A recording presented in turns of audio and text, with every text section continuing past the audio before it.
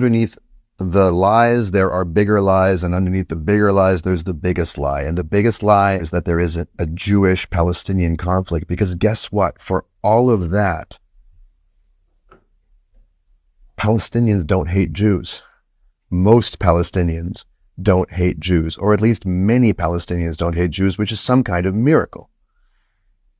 The more Palestinians I meet and speak to, and I'm embraced by, and I'm thanked by in ways that are, humbling and to me a little embarrassing, because it shouldn't be so extraordinary for a Jewish person to speak up like this.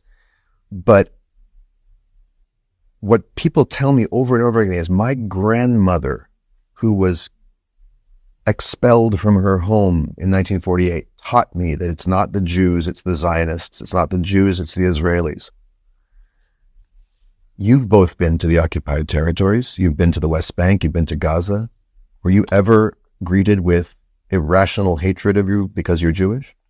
Yes, by Israeli soldiers. Yeah, exactly. That's what I'm saying.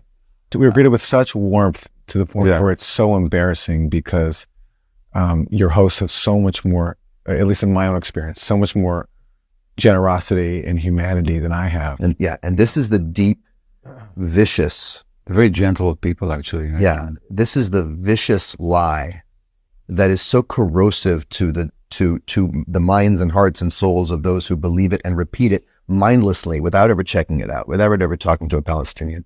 Even with all of that, the vast majority of these people, and if you speak to any of them, you will see, but you'd have to want to.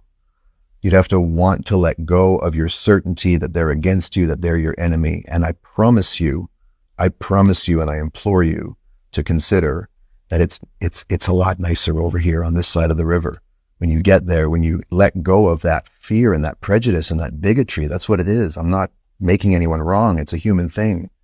But when you can actually free your heart and your soul and your mind from those contortions and those constrictions and those constraints, you actually encounter a people who are full of love and who are,